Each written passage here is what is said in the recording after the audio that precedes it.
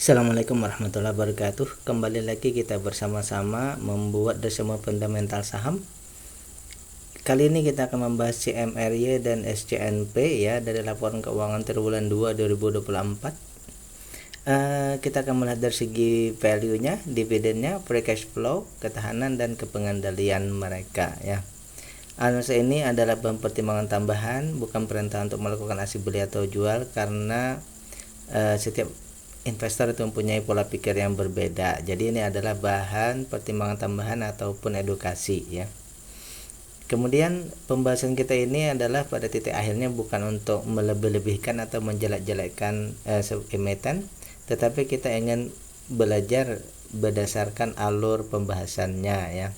Saya sudah membuatkan playlist yang saya letakkan linknya di deskripsi. Silahkan dicek di situ untuk mengetahui saham-saham yang sudah saya bahas di triwulan 2. Yang pertama ini CMRY, Cisarua Mountain Dairy Tbk ya, sudah jelas ya. Ini ada perusahaan yang bergerak di bidang ada hubungannya dengan susu ya, ada hubungannya dengan susu. Susu, yogurt dan lain-lain. Semula mereka hanya bidang itu, namun sekarang sudah bertambah ya, dengan beberapa frozen food lainnya, seperti kalau tidak salah ada Kanzler dan lain-lain ya. Ini sudah ada di mungkin sudah seluruh Indonesia ada ya. Cisarua Mountain Dairy. Data yang kita dapatkan sudah ada di 2 triwulan ya, triwulan 1 dan triwulan 2. Yang pertama bahwa kita bandingkan ya, triwulan 1 itu book value-nya dengan triwulan 2 itu ada penurunan book value. Kemudian dari IPS terjadi peningkatan ya. Jadi ada perbedaan dari segi book value ada penurunan, tapi dari segi IPS ada peningkatan. Dari harga juga ada peningkatan ya. Kemudian aset lancarnya ini ada penurunan, hutang oke, tidak terlalu masalah. Selain ini tidak ada masalah, nanti kita akan cek yang lain-lainnya. Di triwulan 1 itu keuntungannya 21%, di triwulan 2 itu keuntungannya 23%.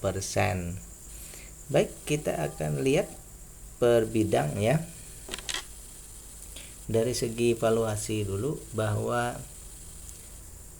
di harga 5.275 ini ya, dengan book value 759, harga sekarang triwulan 1 21%, triwulan 2 23 sampai 24 ya. Sedikit ada peningkatan ya, karena tadi IPS-nya meningkat, book value-nya menurun ya, jadi akhirnya ada peningkatan.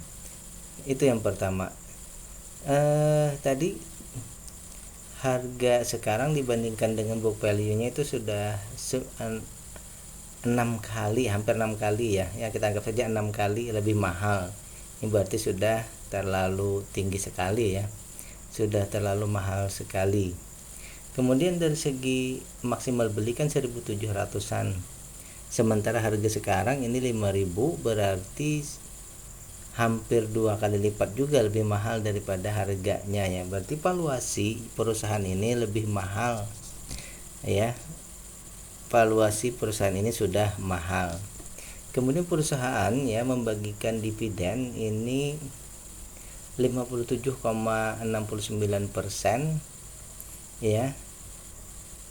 Itu sama dengan 1,9, berarti dividennya untuk di triwulan 2 ini berarti 1,9, berarti masih di bawah inflasi ya, sudah jelas. Apalagi kalau disetarakan dengan 30%, tentu saja ini jauh lebih kecil lagi ya. So dividen payout ratio-nya besar, tetapi hasilnya, yield-nya belum memenuhi, belum bisa melebihi dari inflasi. Itu yang pertama.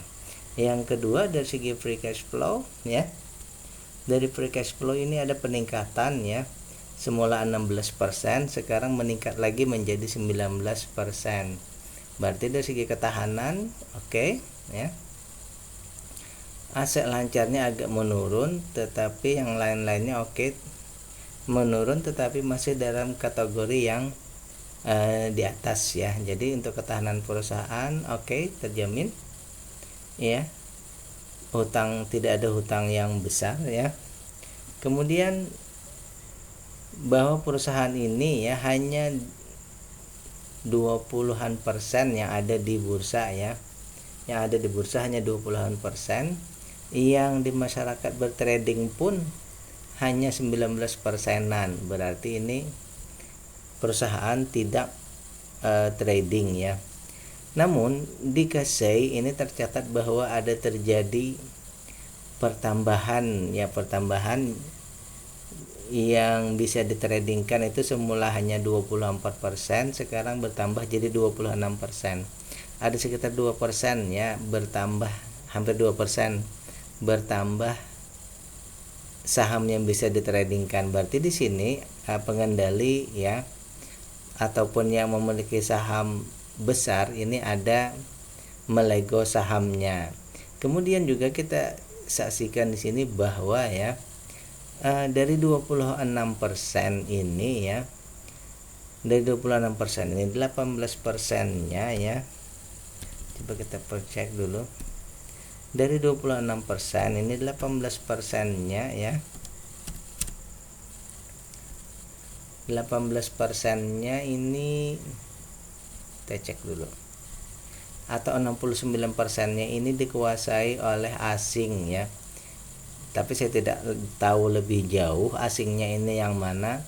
Cuma misalnya di sini sahamnya dikuasai oleh asing, berarti di sini ada pergerakan saham ini juga ada pengaruhnya dari pergerakan asing.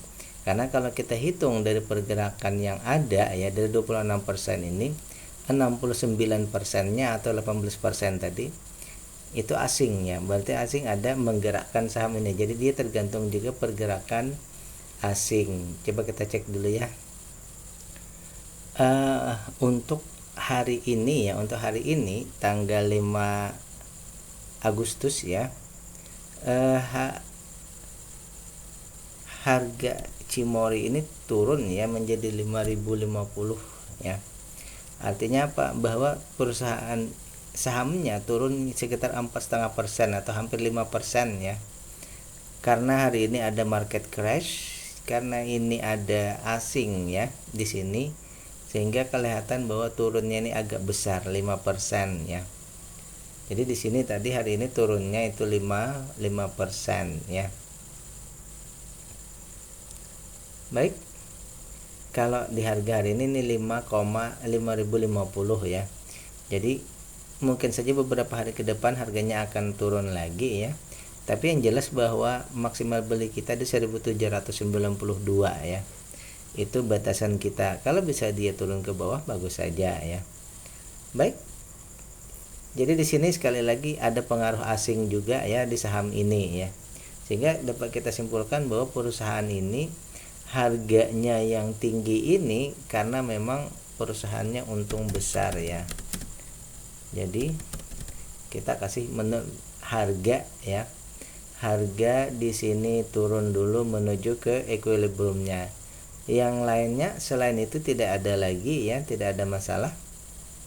Hanya yang perlu kita cek tadi bahwasanya di perusahaan ini asing juga perlu kita perhatikan ya.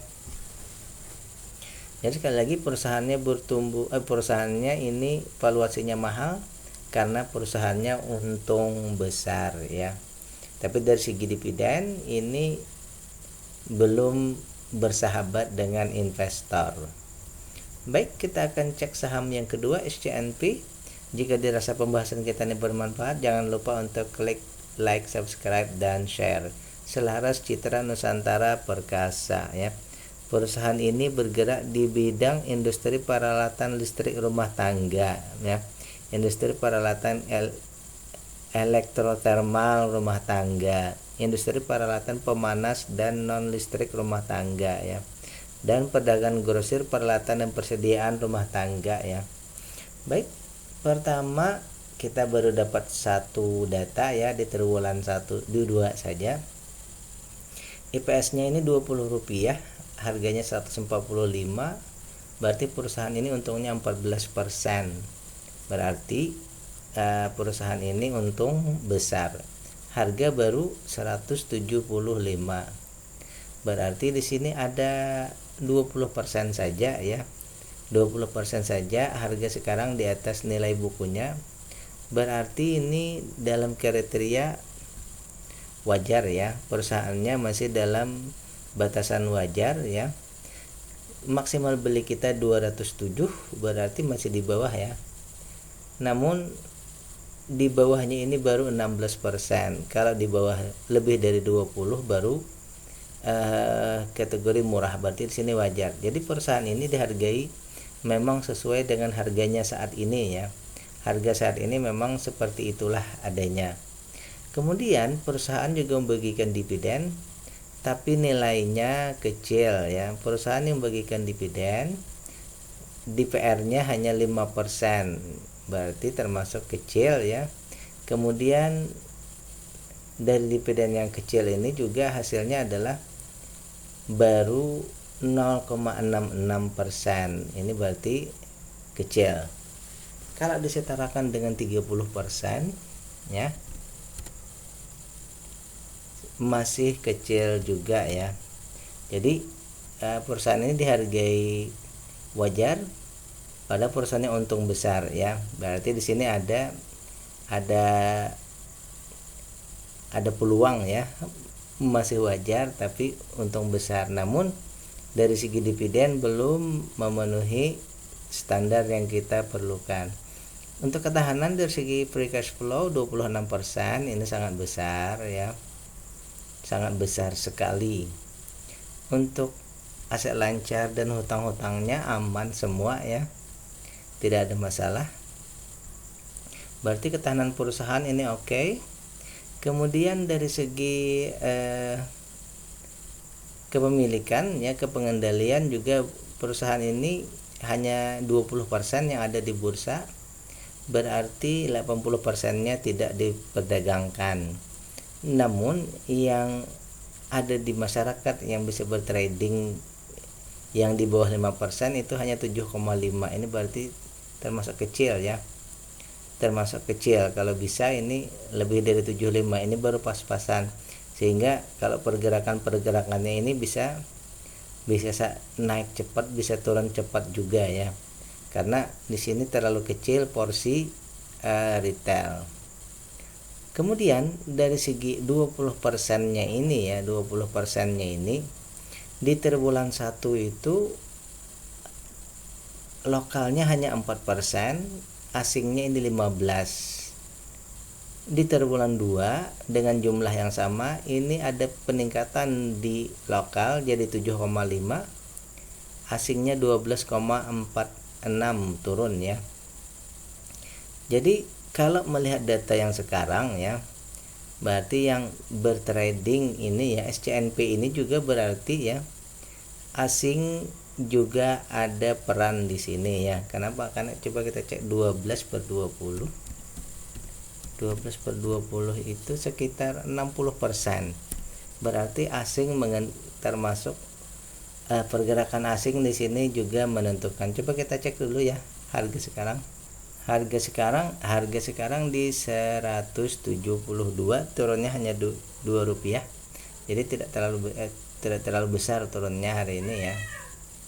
Hanya sekitar 2% saja ya. Baik, sampai kita pada simpulan bahwa perusahaan ini untungnya besar namun dihargai masih wajar. Jadi sebenarnya di sini berarti harga sudah wajar, berarti tinggal harga ini berarti di sini tinggal dividen, berarti ya menunggu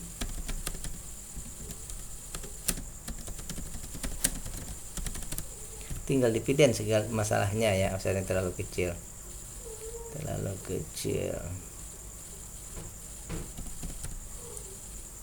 Sorry.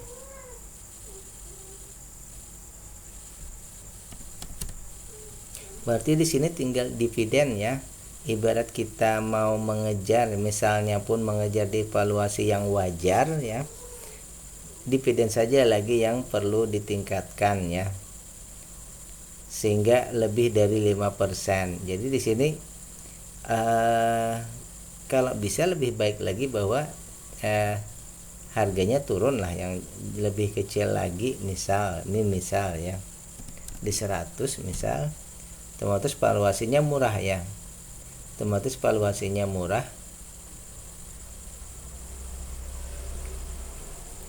berarti kita ambil 2 berarti ya. Kalau memang kita mau mengambil di harga di valuasi yang murah, berarti ada 2 yang kita tunggu ya, harganya turun lagi ya, kemudian langkah berikutnya dividennya juga membaik ya.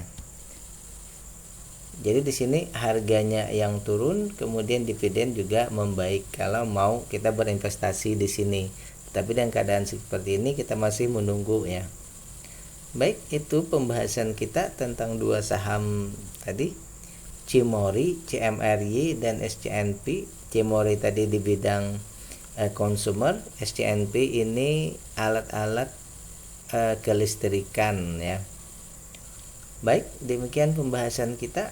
Sekali lagi untuk SCNP, harganya kalau bisa menurun dari wajar menuju murah valuasinya, dan yang kedua tadi setelah itu baru dividen. Ini yang kita pikirkan. Oke, billahi taufiq wal hidayah. Assalamualaikum warahmatullahi wabarakatuh.